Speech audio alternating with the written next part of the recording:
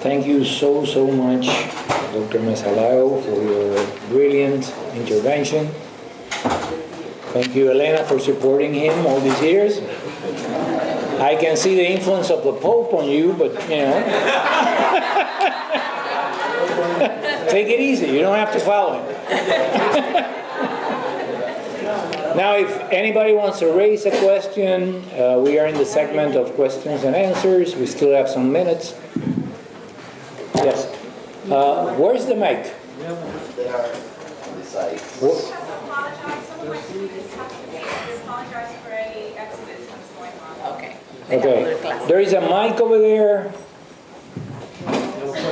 And there was another portable mic somewhere. Here. So anybody can go over there.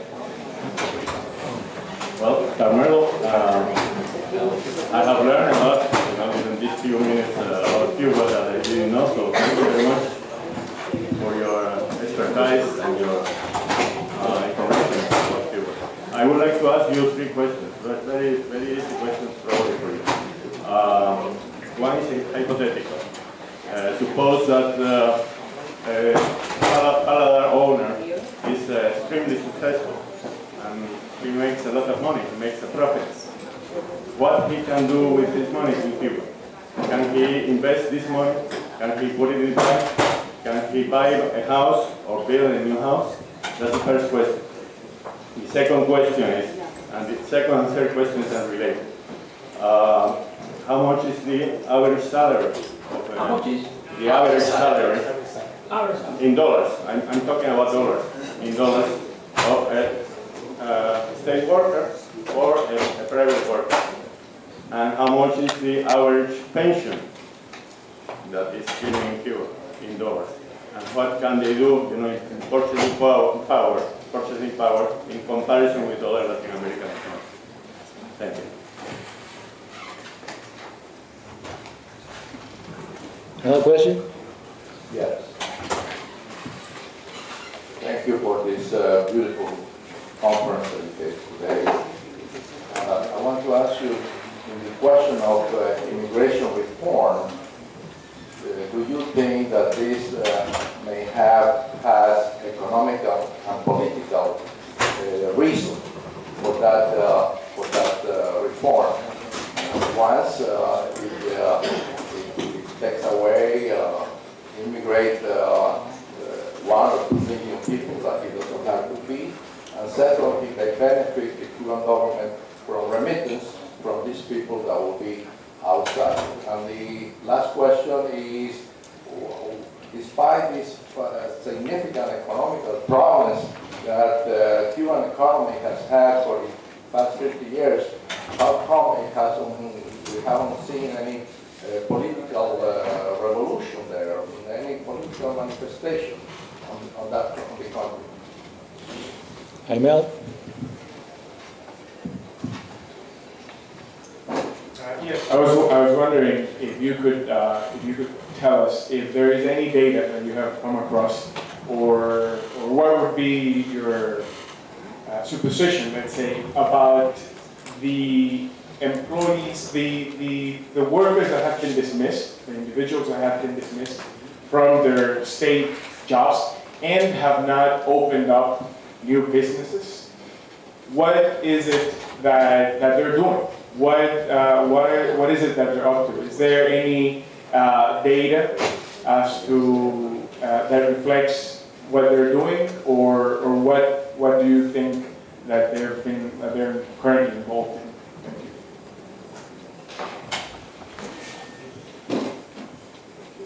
What percentage of the population do you assess receives help from abroad, from the United States specifically? On that account, you said that certain people faced obstacles because they were not included in programs if they had families that they could depend on.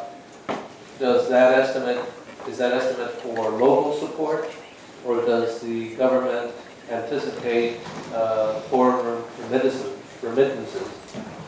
as boundary to decide whether the Cuban receives or does not receive aid. Okay. Well, let me explain that all those students that went running outside is because they had classes. Otherwise, they would have stayed with us. Can I have? Yes, sure. I have a question, and this has to do with education, specifically in the medical field. Why are these medical doctors so famous in Latin America, the medical doctors from Cuba?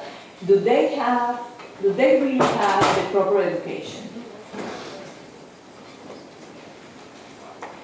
Okay. So let's have Mesa Lago's respond. Yes, another presentation. You can do it from there if you want. I must say that I like this discussion, questions and answers, better than giving the lecture. But I won't be as long as with the lecture. Okay.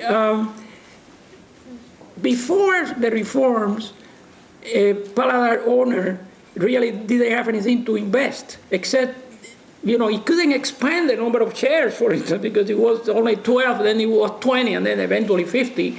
But now he can do a few things. For instance, he or she can buy a house.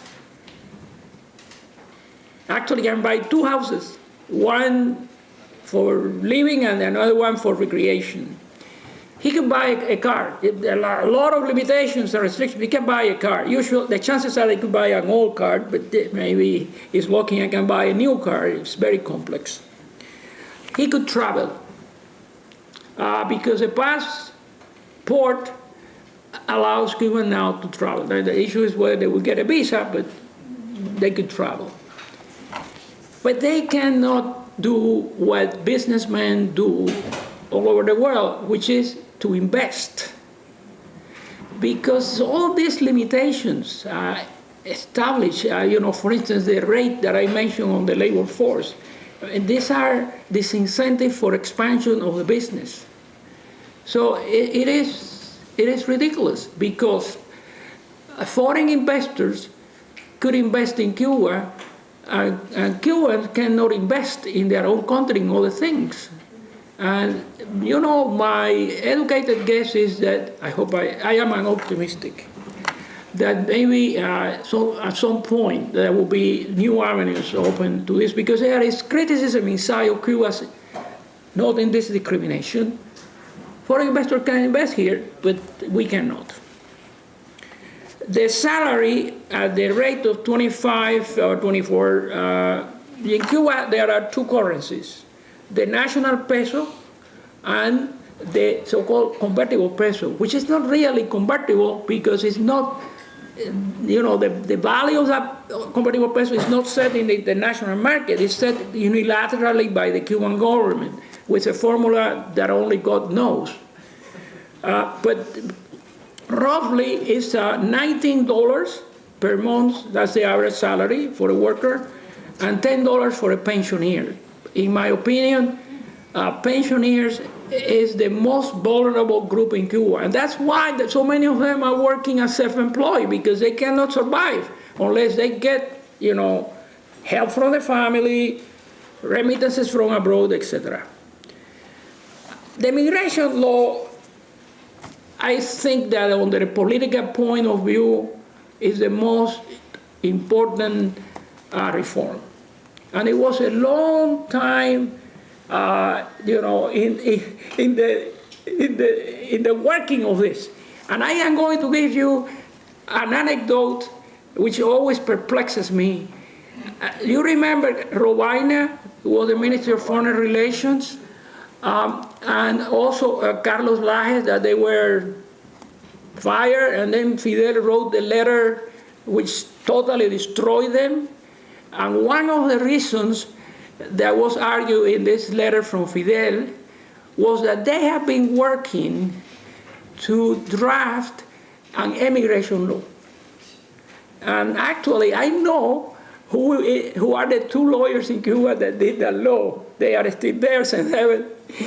But the point is that this was a cause for dishonorable discharging And now the government simply passes the law. So this is absolutely crazy, but this is the way that things work there. And I say that this is the most important political reform because for me, Joanny Sanchez getting a passport is marvelous. She's going to be traveling all around the world, and I hope the government honors the promise that she will be able to return. If the government doesn't, it was going to be an international scandal. And now, so politically, this is important. People should be able to go. And the government of Cuba is very shrewd because what they have done is to pass the ball to the receiving countries. They could say, well, I mean, if they are not accepted in the United States, it's because the United States didn't give them a visa. Or see what Ecuador is doing, which is, a close partner of Cuba. They are putting all kinds of obstacles for Cubans to emigrate there. So they say, no, this is not me. This is the country that is putting all this impediment. I think this is true. I mean, it's evil, but it's true. And what about economic reasons? Well, if you compare the cost before and after, this is cheaper. It is cheaper to get a passport than to do what, before you have to have a letter of invitation that costs $150, and you have to pay $200, and then the renewal, I don't know how much it was. Now you get a passport for $200. So for 6 years, which of course is a very short period of time, you have to renew it every 2, but still this is cheaper than it was before. So the economic gain is not in that procedure. The economic gain is in the hope of the government that there will be Cubans going abroad, bringing things, money, etc. with them, as well as the opposite. There will be maybe more remittances, maybe because people want to get out and they don't have the money, so their relatives are going to send money. So this is probably the goal, the ultimate goal, economically speaking, of this. Unfortunately, we have practically no data on workers' dismissals in the state sector. In fact, there were some questions where, because there was a very elaborate procedure, they have to be, the reason for dismissal is based on their, the government used the word, it's difficult to translate, but I would say qualifications or the least valuable and the first one to go. And there were committees extremely bureaucratic with all kind of representatives from here and there, but there are no data published on this. And we know, however, that there were questions about whether race and gender play a role on this. In other words, if women and Afro-Cubans were dismissed first, but I have not seen any data. I can unfortunately not comment on that.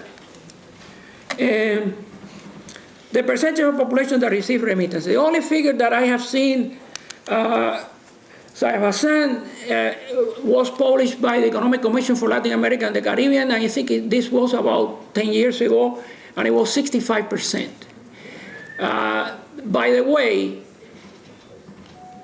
you know that there are all kinds of estimates of remittances. Actually, the Economic Commission for Latin America and the Caribbean last year said that it was $3 billion. And you know what? I have worked on this. I have read papers submitted by economists to ASCII meetings. I think one of them is here.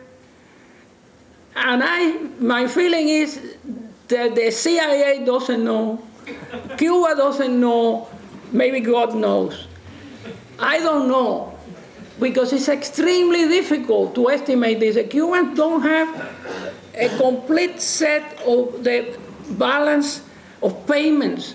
And there is a section on transfers that was used, by deducting this and that, subtracting a few figures, and then this is the residue was the remittance. But they are not published that anymore. So, I don't know where these people get this estimate. I don't have any idea. I know that it's huge. I also know that last year more, and the expert on tourism is in here. I hope I am not saying anything wrong, Loli Espino, but 500,000 people, Cuban Americans went to Cuba last year. And that means a lot of money going there.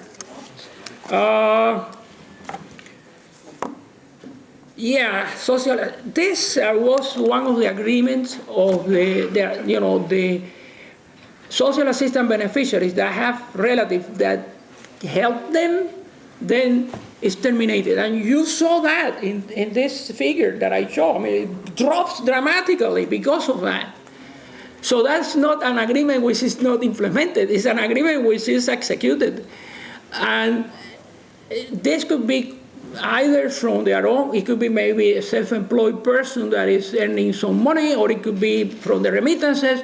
But I think it's unfair, and because you don't have for sure the security that they are going to receive help. And actually, I think it's going to contribute to an increase in poverty in Cuba. And finally, education. I have been doing some interviews in the last 2 weeks among Cuban Americans and also Americans that have been in Cuba about what is the quality of the Cuban professionals in general. And I am talking about a vast number of disciplines and fields, from biotechnology to engineering, I mean, whatever you can think of. And I was much impressed because there was not one single exception. Everybody was saying that Cubans are extremely well trained. Everybody was saying this. I mean, I was talking about Cuban Americans. You may say there may be a bias there. They were saying that Americans that have been in Cuba. The problem with the Cuban professionals and technicians is that they don't, and this was an agreement on this too, they don't have access to new technologies, to new methodologies. They don't have access to the internet, and therefore they are becoming gradually, I won't say the word obsolete, but out of date. And this is a major, major, major problem. And I give you an example. Cuba has this family doctor program. Of course, a lot of them are in Venezuela now, but this was an important, advance in treating patients at the primary care level, which is the most efficient way to do it. It was expensive, but it was a very interesting experiment. Okay, so they have all these physicians, but they don't have medicines. So now the government is saying you have to resort to herbal medicine or acupuncture. So, I mean, they have the skills, but how much they can do? Very little. So human capital in Cuba is perhaps the most important asset of the country. Unfortunately, this human capital is eroding because of lack of these problems. And that's a tragedy, really.